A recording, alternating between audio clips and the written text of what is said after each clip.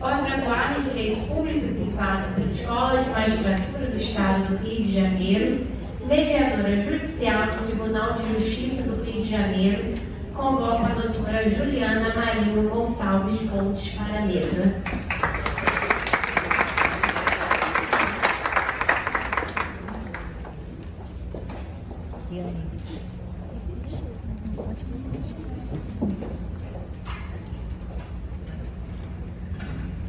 Para compor a segunda parte da palestra, chamo a advogada especializada em Direito do Processo Civil pela Pontifícia Universidade Católica do Rio de Janeiro, especializada em Direito às Famílias e Sucessões, com formação pelo Instituto Brasileiro de Direito da Família, TRIAD, especializada em Direito Público e Privado pela Escola de Magistratura do Estado do Rio de Janeiro, sócia fundadora do escritório Borges e Duarte Advocacia, convoca a doutora Thaís Cristina da Silva Borges para a mesa.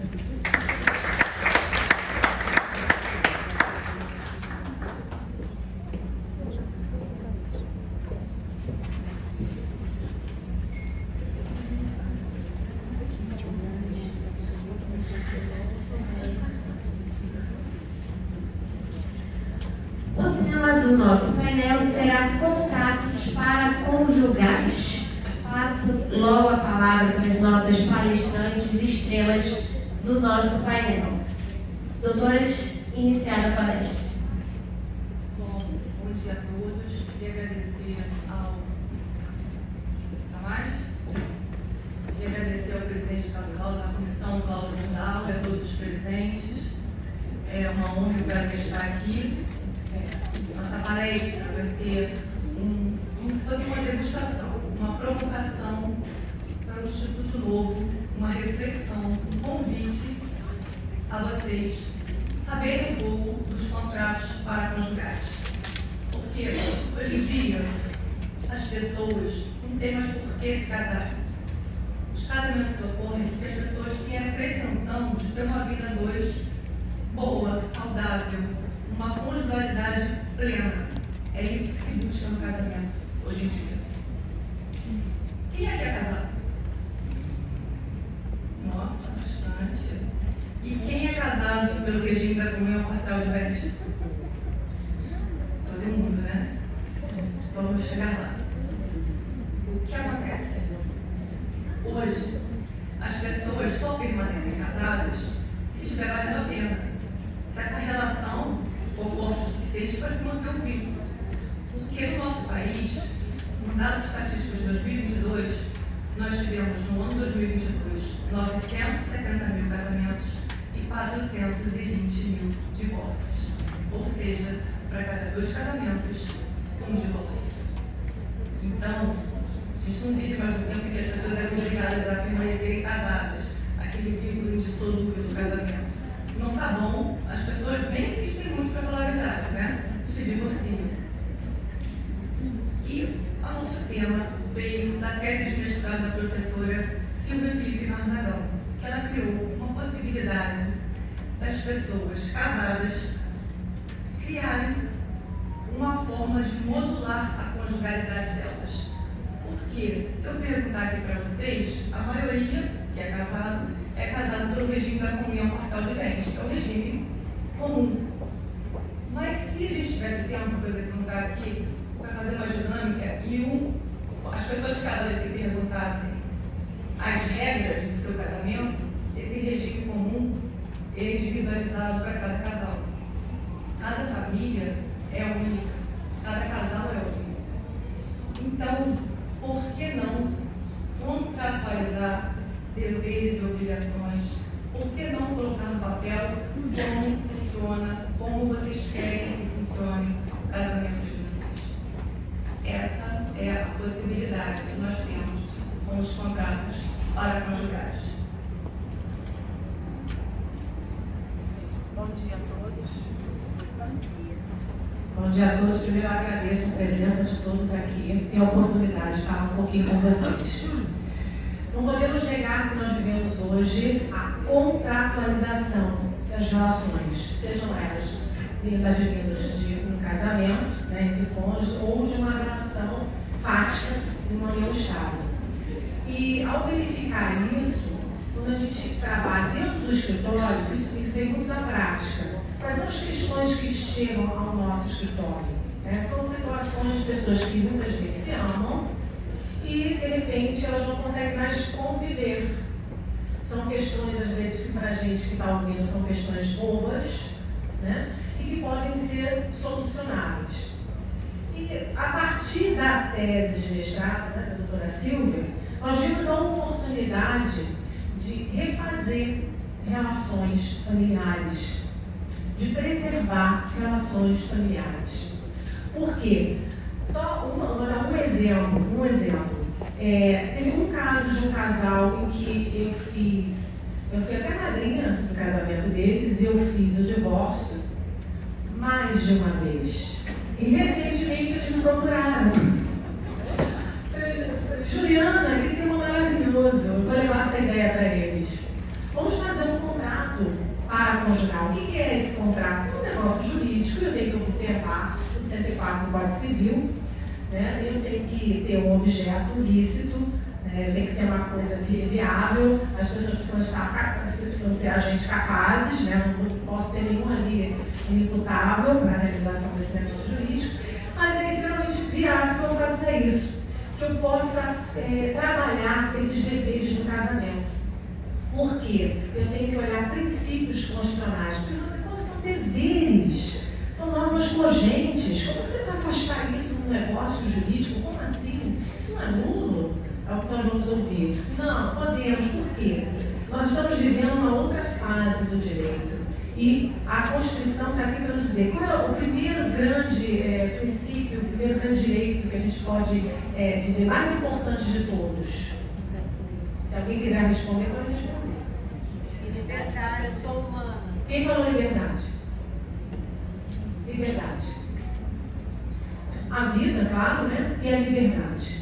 Então, quando eu trabalho com o meu direito à liberdade, eu posso sim afastar, né, ou modular, que é a palavra mais precisa para isso, os deveres conjugais. E aí eu vou falar sim de fidelidade, aí eu vou falar sim de coabitação ou não, aí eu vou falar sim da forma de assistência mútua. Nós sabemos que a realidade, apesar de falarmos que homens e mulheres são iguais, resguardadas suas diferenças, né, o tratamento dado, nós sabemos que a realidade brasileira não é essa. Então, quando eu falo de assistência mútua, por que não pensar num contrato paraconjugal em que eu possa estabelecer um determinado valor que aquela mulher receba, hoje se chamam de, Juliana, mesada, né? Que a gente escuta, mesada. Então, por que nós não podemos estabelecer que aquele valor é recebido por aquela mulher, já que ela é a que está cuidando dos filhos, está em casa? Gente, isso é uma realidade. Talvez não seja para nós que estamos aqui, mas é a grande realidade brasileira. As mulheres ainda ficam em casa, ainda ficam com uma sobrecarga e a carga horária de trabalho dela é menor, o rendimento dela é menor. E quando vem um divórcio, quando não tem mais aquele amparo, né, do homem em casa, é que a gente verifica a situação dessa mulher. E o contrato paraconjugal, ele é justamente para ajustar, para modular essa conjugalidade, que é uma mudança de comportamento da sociedade, que o advogado tem que observar isso para poder oferecer. Outra coisa que eu poderia fazer, ninguém fez essa pergunta, mas poderia ser feita. Por que eu preciso de um contrato paraconjugal se eu tenho as opções, né, do pacto antijudicial, né, seja pré, seja pós? Por que eu deveria usar isso? Nós temos normas no nosso Código Civil que essas eu não posso afastar. No pacto antijudicial primeiro eu preciso do casamento. Ele precisa existir, porque senão o efeito dele se perde se o casamento não surgir, né? E eu tenho necessariamente de pedir ao juízo, eu tenho que ter um consenso dos cônjuges e requerer judicialmente isso. O quanto isso não me custaria em tempo e trabalho e custo. E o contrato paraconjugal, ele vem justamente para afastar a burocracia, para diminuir o meu custo e para que eu possa modular e ajustar a minha forma de casamento. Eu vou dar uma outra questão, uma outra questão importante aqui. Será que para eu ter um casamento, eu preciso coabitar? Eu hoje sou aberta a não coabitação. Se eu for casar de novo, quem casar comigo vai ter que aceitar isso, então não vai ter casamento. Então, assim, será que necessariamente, aí eu sei que eu vou entrar numa questão mais íntima, mas será que necessariamente eu tenho que ser monogâmico? Eu sei que isso ainda choca um pouco, né? O que seria adultério? Será que uma conversa, uma relação virtual poderia ser considerada adultério? Será que eu não posso modular isso num contrato paraconjugal? Será que eu preciso me divorciar? Que eu preciso desfazer de patrimônio? Será que eu preciso separar os meus filhos para poder viver como eu quero viver? Ou como o meu parceiro aceita viver? Então, são muitas questões que podem ser ajustadas e a gente tem que vir para humanizar as nossas relações. O direito, ele tem que vir para solucionar as questões atuais da sociedade. Eu não posso retroceder ou fingir que eu não estou vendo as mudanças de comportamento. Juliana? Eu vou ler aqui rapidamente o conceito que nós preparamos de contrato paraconjugal, assim como está no livro. O contrato paraconjugal é, portanto, um negócio jurídico pelo qual duas pessoas casadas modulam sua conjugalidade, estabelecendo direitos e deveres específicos e recíprocos, sempre em busca da comunhão plena de vidas. Como eu disse, hoje em dia, você só permanece casado se você gostar da pessoa, se tiver amor, se tiver uma vida feliz. Senão, não vale a pena continuar casado. E aí, cada casal é único. Ninguém é igual, cada ser humano é único, cada casal desse ponto tem suas particularidades. O contrato paraconjugal nada mais é do que contratualizar cuidando desse amor. Porque é muito comum na nossa sociedade as mulheres muitas vezes têm filhos e ficam em casa e o marido sai para trabalhar. E aí, o tempo passa, se vem o eventual divórcio, ela não fez nada porque nunca quis.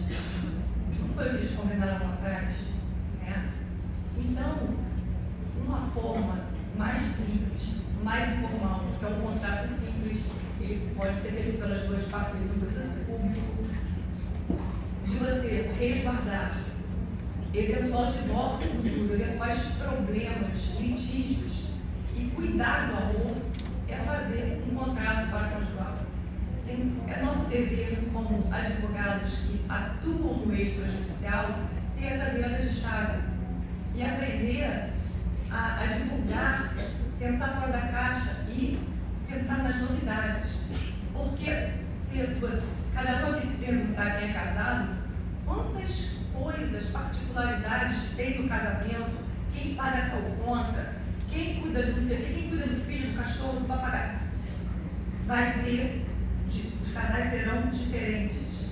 Vão ter aqueles casais que dividem a conta meio a meio, vão ter os casais que um paga tudo e o outro cuida das crianças, enfim, e os conjugados por aí vão, né? Cada um com as suas combinações. E aí aqui a gente entende que aqueles deveres conjugais, hoje, no século XXI, nós podemos entender a maioria deles como recomendações. Por quê? Porque, se você for ler o dispositivo do Código, está lá que existe o dever de coabitação, de assistência mútua, sustento e guarda dos filhos, que seria dever dos dois. Mas quantas vezes nós convencionamos que o marido ganha dinheiro e a mulher cuida dos filhos? Principalmente nós brasileiros. Inúmeras. Quantas vezes o marido vai morar em outro do país e a mulher larga tudo que ela tinha de trabalho para acompanhar o marido. Claro, pode acontecer o contrário, né, gente? Mas a regra, o comum é que seja dessa forma.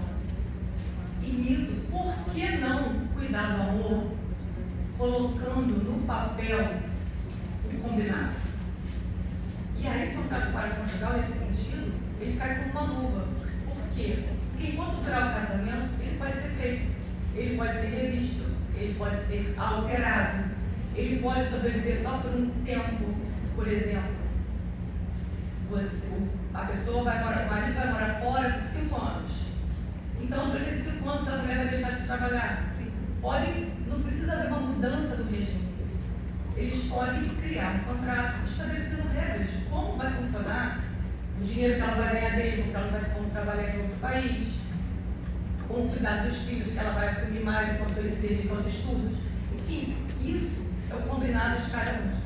E esse combinado de cada um, se nós aprendermos a contratualizar as regras, né?